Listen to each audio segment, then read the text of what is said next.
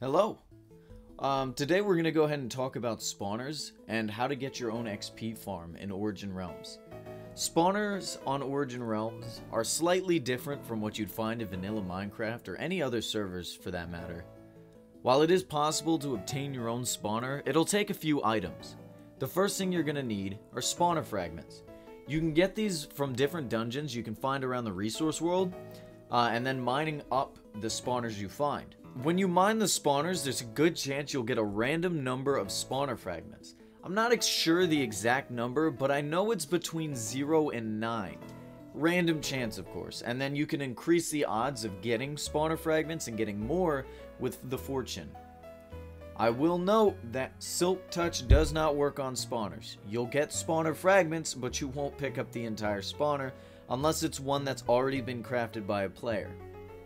You can find each of these spawners in the resource world, but only underground and in the nether. While in the nether you can find blaze and magma cube spawners, you can find zombie, skeleton, and spider spawners in both deep slate and stone levels of the overworld. I prefer the stone levels, because even though you can find all three types of dungeons in both the stone and deep slate levels, stone levels have one thing that the deep slate doesn't, and that's mine shafts. Mine shafts are extremely useful because you can find several different cave spider spawners all in close proximity, meaning you can collect more spawner fragments than anywhere else. So you're probably wondering how to make these spawner fragments into, well, spawners. Well, for that you're going to need one more item, a soul. In order to get a soul, you'll need Soul Collector on one of your swords. And you'll need to get a naturally spawned mob, meaning you can't use mobs that spawn from a spawner. Now it is important to point out that there are only a few mobs that can currently drop souls. Only mobs from vanilla spawners can actually drop one. And they're as follows: zombies, skeletons, spiders, their smaller counterpart cave spiders, magma cubes, and of course blazes. So any other mob that you find aren't going to be able to be turned into spawners. Sorry, but that creeper XP farm is going to have to be made naturally. Now, in order to build the spawner, you're going to need a few things: building blocks, chests, hoppers, signs, and water. Of course, you're also going to need your spawner. Now, if you want to get fancy, you can also include soul sand and tinted glass for something I'll show you later. To get started, it's important to note that spawners have an 8x8 area in which they can spawn mobs, meaning 4 blocks on each side of the spawner, including above and below.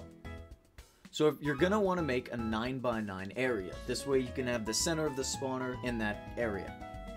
You start by making the base of the spawner room 9x9, and then make the walls around the area 9 blocks tall. After that, you just place a roof and there's your spawner room. After the room itself is built, you're going to have to place a line of flowing water from one side of the room to the other. Now, if you did it right, there should be a block that's not covered by any water. This is good because what you're going to want to do is dig that block down around 2 to 4 blocks depending on what you like. This will be the area where you set up your second flowing water source. You set it on one end and allow it to flow to the other.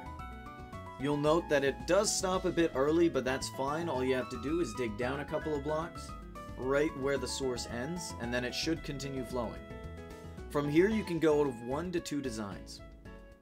You can either stop it here and set up an area where your mobs can fall from the flowing lava into a kill chamber. If you want to save your sword's durability, what you're going to want to do from here is build a bubble elevator. This will allow your mobs to come up and drop whatever amount of blocks you want. I suggest making it around 22 blocks tall, this way you don't end up accidentally killing any of your mobs. Another thing I like to do is make the drop area 4 blocks wide, this way you can stack more mobs. See, when you have the collection area only be 1 block, then you run into the issue of AFKing and wasting mobs because they end up suffocating to death. That's a huge waste of potential XP. So by making it a 2x2 area, or 4 blocks, you can end up storing a lot more mobs in a small area. Another thing I like to do is to put tinted glass where the spawner is. This way I can go ahead and see inside of the spawner without actually letting any light in. Other than that, I mean, it's a pretty simple design. That's all it takes to build a spawner. I think another thing to note is that if you use the enchantment Lucky Orb, you'll end up getting more XP for every mob you kill. And it also stacks, so the more Lucky Orb 3 you have on your armor, the better. Anyway, I hope you guys enjoyed this video. It's a really easy and simple design to use, and that is it, I guess. Have a good one, guys.